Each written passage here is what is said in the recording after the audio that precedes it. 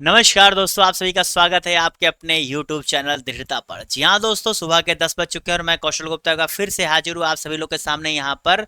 क्या 70वीं बीपीएससी की तैयारी और साथ ही साथ यहाँ पर आप लोग के लिए यूपीपीसीएस 2024 प्री एग्जाम्स को लेकर के। जी हाँ दोस्तों, उम्मीद है इस बार दोनों परीक्षाएं आपके अक्टूबर में ही हो।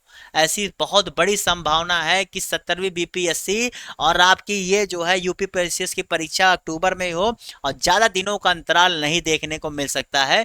तो इसके लिए भैया आप मेरे इस यूट्यूब चैनल को सब्सक्राइब कर लीजिए, क्योंकि यहाँ पर दोनों परीक्षाओं को लेकर के विशेष यहाँ पर जो है जहाँ 30 से 40 दिनों की स्पेशल क्लासेज आपको बीपीएससी के लिए देखने को मिल रही हैं, वहीं 50 दिनों की स्पेशल तैयारी आपको यूपीपीसीएस के लिए देखने को मिल रही हैं, जो आपके मेरे इस यूट्यूब चैनल दृढ़ता पर देखने को मिलेगी। ठीक है, तो इसके लिए भैया फटाफट अपने दोस्तों को शेयर कर दो और बता दो कि एकदम एक चैनल है जो पूरी चीजें फ्री में दे रहा है। यहां आपको पूरी चीजें फ्री में मिलने वाली हैं। आप लोग क्लास देखिए, खुद समझेंगे।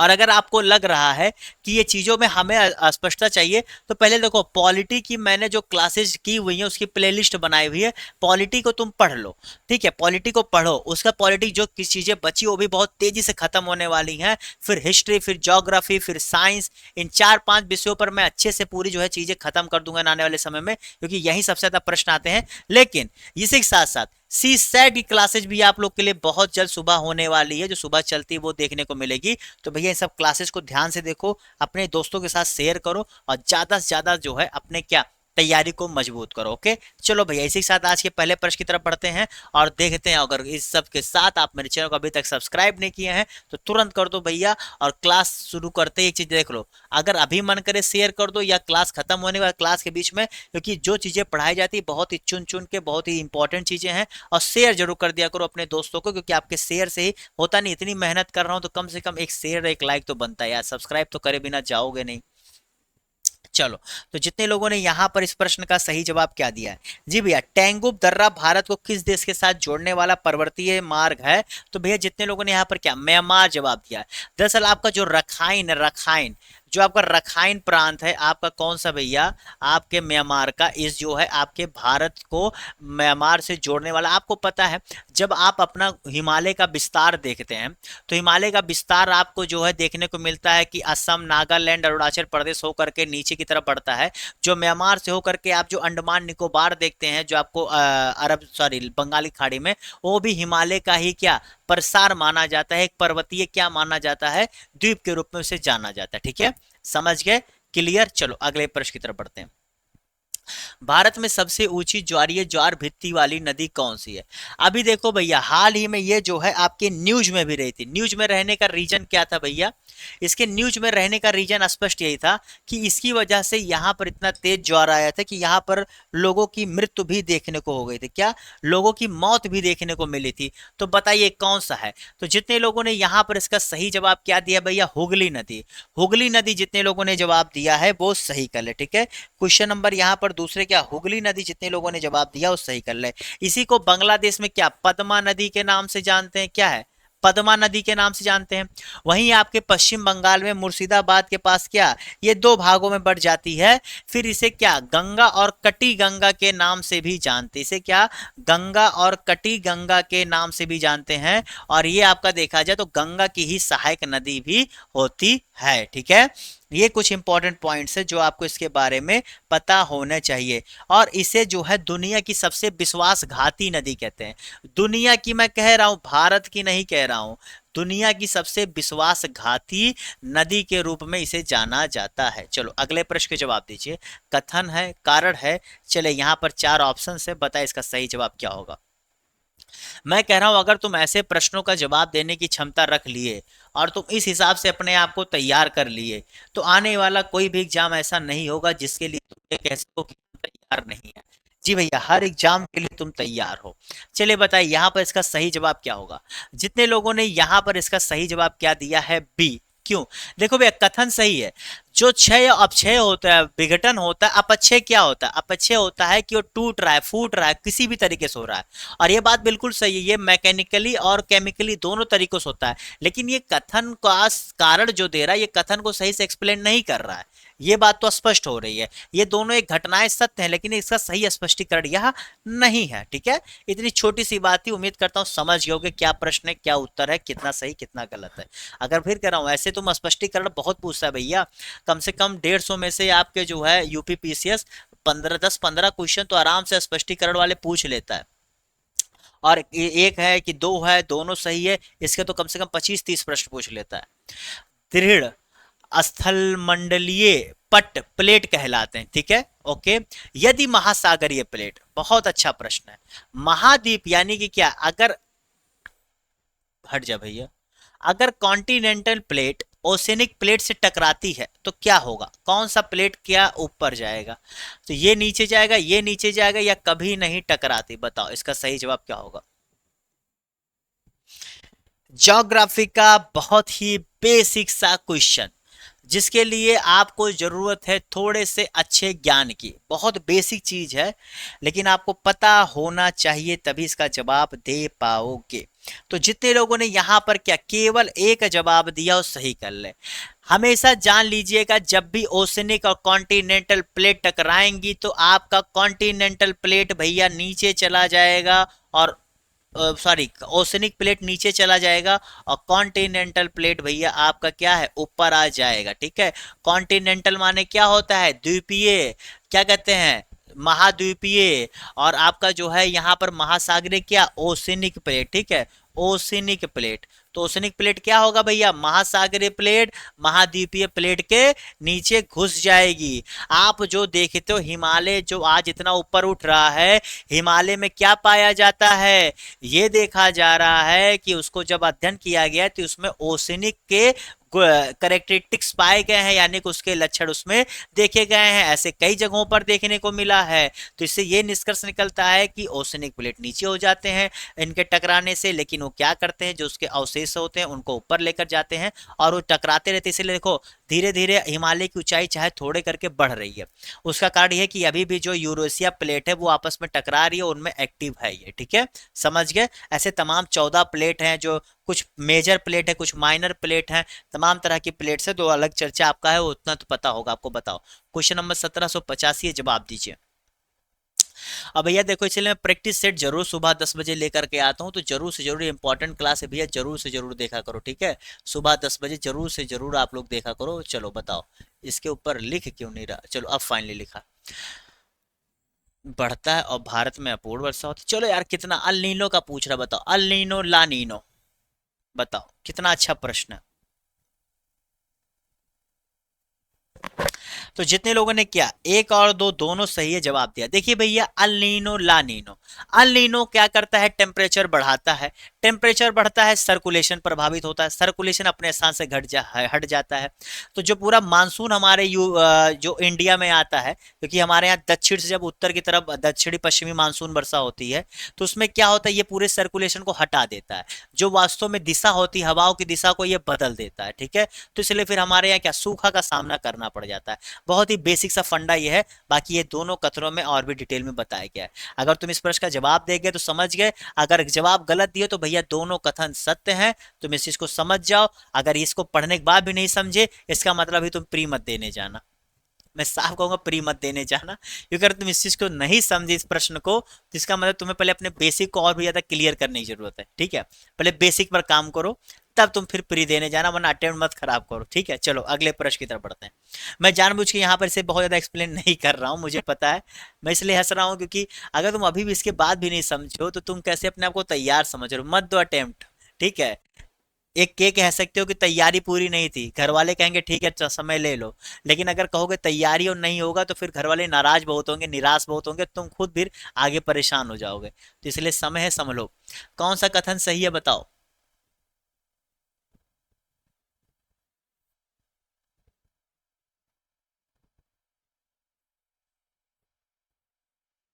जी भैया, दरअसल गोलार्ध के हिसाब से भी जो यहाँ पर चक्रवात के जो आपकी विंड सर्कुलेशन होती है वो डिपेंड करती है। ठीक है, तो जितने लोगों ने यहाँ पर इसका सही जवाब क्या दिया,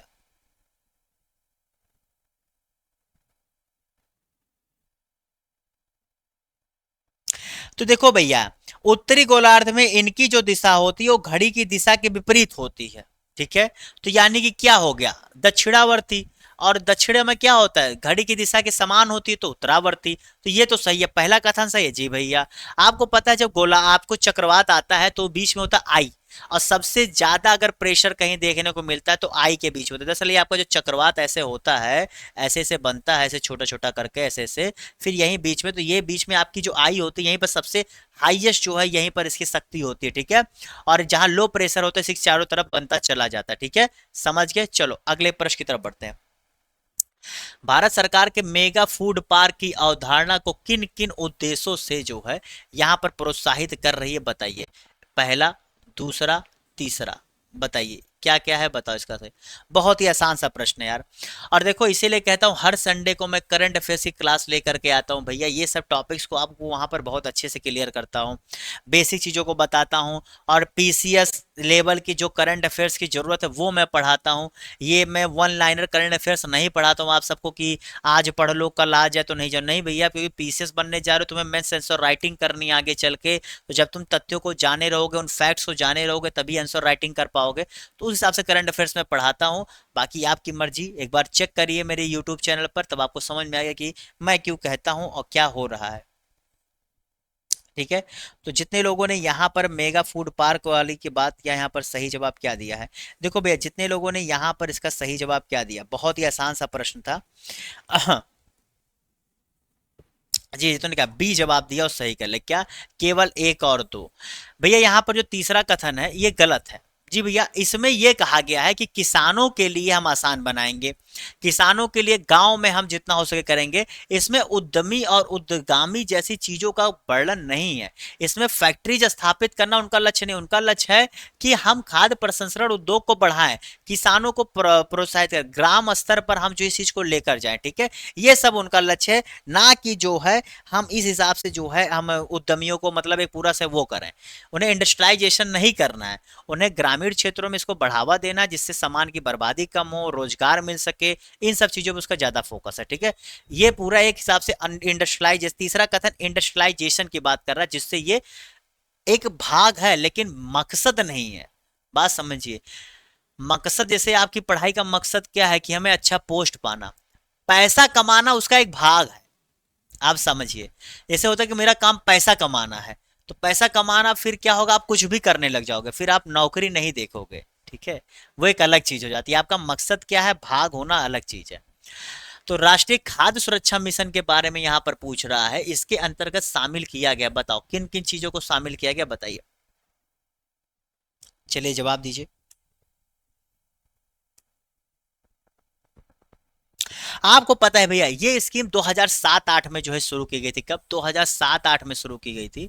और पहले तो दो थे, बाद में इसमें तीन हो गए हैं, और वो तीन कौन से, तो गेहूं, दाल और दलहन है, ठीक है भैया। गेहूं, दाल और दलहन है यहां पर इसका सही जवाब है। और 2013 में इसी के संबंध में एक्ट लाया गया था जी भैया, 2013 में खाद्य सुरक्षा अधिनियम लाया गया था।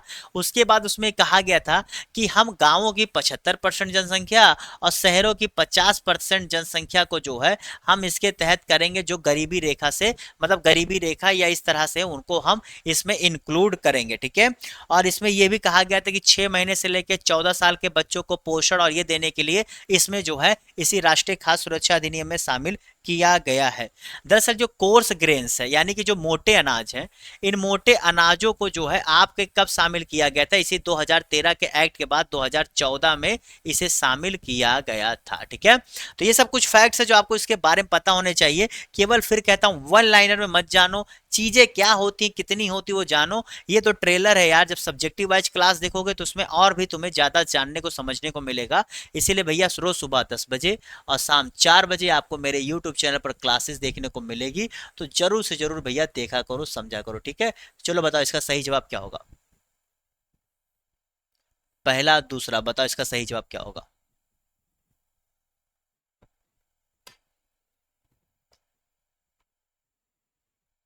तो जितने लोगों ने यहां पर इसका सही जवाब क्या दिया भैया, बहुत ही आसान सा प्रश्न है भैया। यहां पर 23 फसलों के लिए, कितने, 23 फसलों के लिए दिया था 14, 6, 3। तो 14 क्या है, रबी है कि खरीफ है? तो 14 भैया आपका खरीफ फसल है, 6 आपका रबी फसल है, 3 अन्य फसलें हैं, ठीक है।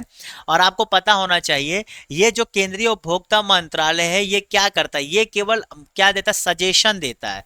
सजेशन देता है सरकार को कि किसका कितना प्राइस होना चाहिए, लेकिन जो इसकी घोषणा होती है ये कौन से, आपके जो है केंद्र सरकार के द्वारा की जाती है, ठीक है। तो यहाँ पर इसका ये दोनों कथन गलत है, समझ गए। चलो बताओ भैया इसका सही जवाब क्या है। बहुत ही आसान सा, मतलब ये वनडे एग्जाम्स में आने वाले प्रश्न है। जो आप यूपी पुलिस और ऐसे छोटे एग्जाम्स देखते हो ना, उनमें ये सब प्रश्न आते हैं। बताओ तो जितने लोगों ने क्या दूसरी या 1956 से 1961 के बीच जो आपका था दूसरा, ठीक है, दूसरा जो आपका पंचवर्षीय योजना था उसमें जो है ये चीजें आपको देखने को मिली थी। देखो जर्मनी की मदद से आपका दुर्गापुर था और राउरकेला आपके भैया किसकी, ब्रिटेन की मदद से स्थापित किया गया था, ठीक है। ये 56 में हुआ था और राउरकेला आपका जो है 61 में हुआ था, ठीक है। ये आपको पता नहीं, एक जर्मनी और एक ब्रिटेन। चलो अगले प्रश्न की तरफ बढ़ते हैं। अब भैया देखो क्लास अगर अच्छी लगी तो फटाफट सब्सक्राइब जरूर कर देना, ठीक है। 10 प्रश्नों में तुम्हें समझ गया होगा कि किस लेवल की पढ़ाई होती है, किस लेवल की यहाँ जानकारी दी जाती है और कितने सटीक तरीके से आपको केवल पढ़ाई की बातें देखने को मिलती हैं, जो आपकी तैयारी के लिए यहाँ पर आपका एक एक मिनट केवल आपकी तैयारी के लिए जरूरी होता है, ठीक है। चलो बताओ, विचार कीजिए और क्या आप विकसित देशों की क्या जो है यहाँ पूछ रहा विशेषताएं होती, आप विकसित यानी क्या जो डेवलप नहीं है, बताइए। बहुत ही आसान सा प्रश्न है, ऐसे प्रश्नों की ही जरूरत है तुम्हें पीसीएस अधिकारी बनने के लिए। अगर नहीं है जब पता तो फिर जान के चलो तुम कैसे बन पाओगे। क्वेश्चन है कैसे। तो जितने लोगों ने क्या केवल एक और दो जवाब दिया उस सही कर लें। आप देखिए भैया ये जो आप तीसरा कथन दे रहे हो ये गलत है। प्राथमिक क्षेत्र होता तो यही सही हो जाता, क्योंकि भैया आप विकसित है ना तभी तो यहां पर होगा। मोटे तौर पर कार्यबल नहीं भैया।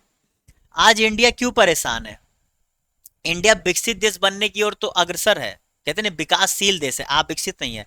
भारत एक विकासशील देश है, विकासशील की बात नहीं, आप विकसित की हो रही है। भारत में क्या हुआ, हम प्राथमिक से डायरेक्ट तृतीयक पे चले गए, हमने द्वितीयक क्षेत्र को ध्यान ही नहीं दिया। इसीलिए आज भी हमारी बड़ी वर्क फोर्स जो है या तो बहुत व्हाइट कॉलर जॉब में है या तो लोअर में, मिडिल को लेकर के बहुत ज्यादा उनकी जिंदगी परेशान में है, ठीक है। तो उसका मेन कारण, और यहाँ पर बड़ी बड़ी डिग्रियां रख कर भी लोग जो है टेक्निकल डिग्री और ये सब डिग्री रख कर भी आज बेरोजगार, उसका कारण है द्वितीय क्षेत्र का अभाव। द्वितीय क्षेत्र जब तक नहीं होंगे भैया इतनी बड़ी पॉपुलेशन को आप रोजगार नहीं दे पाओगे। जैसे चाइना में एक था, आज वहां भी एक समस्या उभर के आ रही है। तो किसी भी देश के लिए इस चीज को आज, इसीलिए देखो भारत के लोग बाहर जा रहे हैं, क्यों कि द्वितीय क्षेत्र जहां पर भी वहां उनको रोजगार मिल रहा है, किसी अन्य क्षेत्रों में तृतीय क्षेत्रों में ही जा रहे हैं, क्योंकि यहाँ पर स्किल भी है, स्किल आजकल बढ़ाया जा रहा है उतनी, क्या कहते हैं, हमारे अच्छे इंस्टीट्यूट है जहाँ अच्छी शिक्षा मिल रही है, तो काफी चीजें हैं, जा रहे हैं। बहुत आसान सा प्रश्न है यार, इसका इतना आसान सा प्रश्न है, बताओ क्या होगा। तो सब्सक्राइब कर दिए कि नहीं भैया अभी तक, और अच्छा चलो कर दियो तो लाइक कर दो, और हाँ क्लास के बीच में ही अभी खत्म होगी तो शेयर कर देना, ठीक है, शेयर जरूर जरूर कर देना, ओके चलो। और जो यहाँ पर बिहार जीके चला रहा हूँ, बिहार जीके भी पढ़ते रहो, यूपी 70वीं बीपीएससी आएगा, फटाफट एग्जाम होगा, कर देते, ठीक है।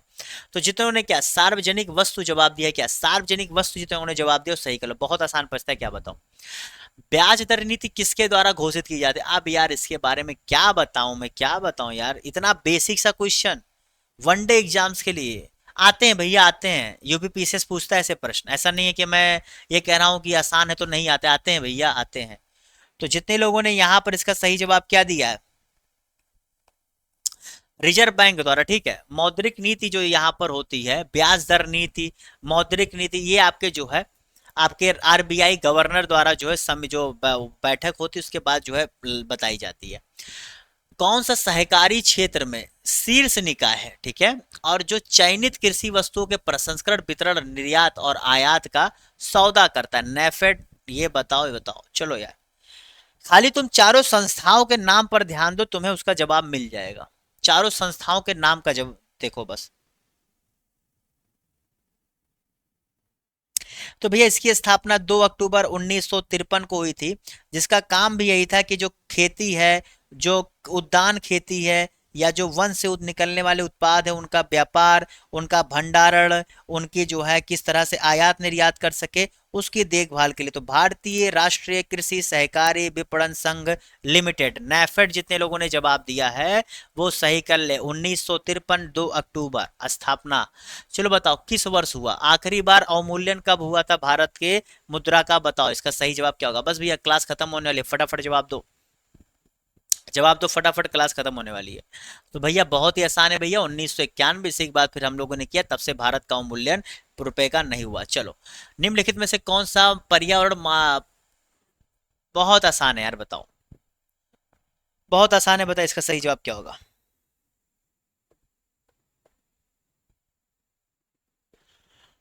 आह, तो आईएसओ 14000, जिन्होंने क्या आईएसओ 14000 जवाब दिया जी भैया, ये आपके पर्यावरण प्रबंधन को दिखाता है। जबकि जो ये 9000 है ना, ये गुणवत्ता के लिए, ठीक है। ये देखो गुणवत्ता, और ये बहुत पूछा, तो गुणवत्ता और पर्यावरण ये ध्यान से रखना कि 9000 गुणवत्ता, 14000 पर्यावरण। चलिए, 7 प्रमुख जो यहाँ पर विशेषताएं थी उनमें कौन सा नहीं है, बताओ कौन सा नहीं है, जवाब दीजिए। मैं तो यहाँ पे तुम्हें हेडलाइन करके बता देता,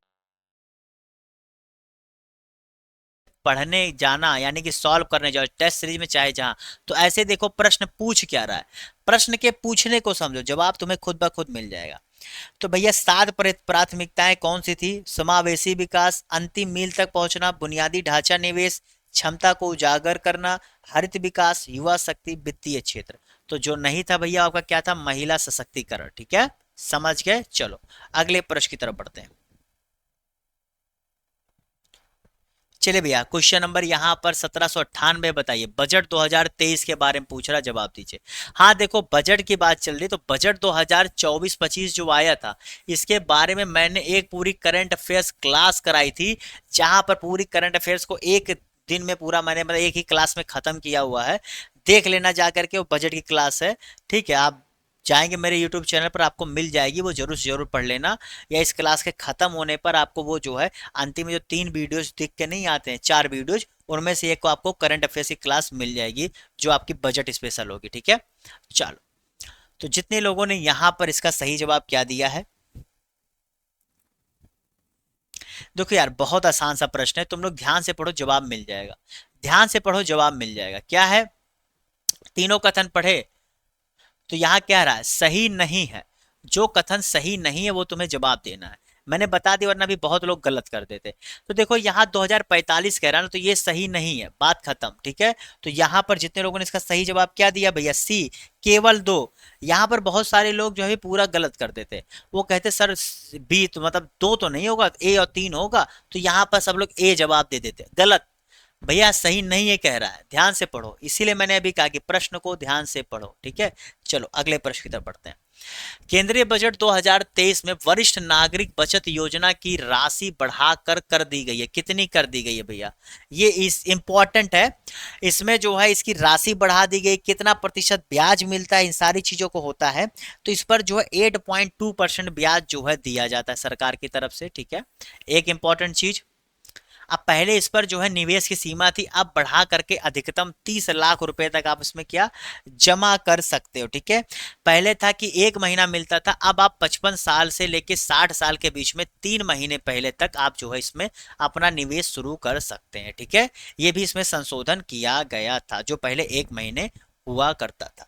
चलो भाई, आज का आखिरी प्रश्न और क्लास यही खत्म होगी। बताओ इसके अनुमानित अनुसार प्रति व्यक्ति आय कितनी है। चलो लेटेस्ट है भैया, ये पता रखो, 2024-25 का जो होगा वो तो देखेंगे, लेकिन ये लेटेस्ट है, ये पता होना चाहिए। बताओ फटाक से इसका जवाब क्या होगा, और क्लास को यहीं खत्म करते हैं। और भैया शाम को 4 बजे क्लास मिलती है, जो भी कुछ होता है यहाँ मिलता है, तो फटाफट बताओ इसका सही जवाब क्या होगा, बताओ। तो जितने लोगों ने यहाँ पर इसका सही जवाब क्या दिया, 1.97 लाख रुपए, 2 लाख नहीं, 1.97 लाख रुपए जितने लोगों ने जवाब दिया है वो सही कर ले। तो भैया यहाँ पर 20 प्रश्न में अगर आपके यहाँ पर 17 से 18 प्रश्न सही नहीं हो रहे हैं, ऐसे प्रश्न अगर आपके 17 से 18 सही नहीं हो रहे हैं, तो आपको स्वयं मूल्यांकन की जरूरत है, आपको अपनी तैयारी में और जान डालने की जरूरत है। उसके लिए यहाँ पर 50 दिनों का स्पेशल जो भैया क्लासेस चलाई जा रही हैं, उसको जरूर से जरूर देखो, ठीक है। जिसके लिए अभी 2 क्लासेस 10 बजे और शाम को 4 बजे चलाई जा रही हैं, देखो भैया ध्यान से पढ़ो। यहाँ पर आपके दो स्टेट्स को बहुत ही अच्छे से फोकस किया जा रहा है, बिहार और यूपी को। तो ध्यान से पढ़ो भैया, 50 दिनों की तैयारी को यहाँ पर लक्ष्य रख लो, तभी कुछ हो पाए, क्योंकि अब वो समय नहीं है कि हम चलें, अब समय है दौड़ने का, भागने का, दूसरे से आगे निकलने का, हर चीजों को दो दो बार, तीन तीन बार पढ़ने का समय अब आ गया है। इसलिए भैया आप समझो, सीखो, जानो, गलती पहचानो, उसको सुधारो। ठीक है, तो इसके लिए मेरे YouTube चैनल को सब्सक्राइब करो, और हाँ, लाइक नहीं किया लाइक करो, कमेंट करके बताओ क्लास कैसी लगी, और फिर मिलते हैं इसे अगली क्लास में। तब तक के लिए good bye, have a good day, bye bye, tata, see you, good bye.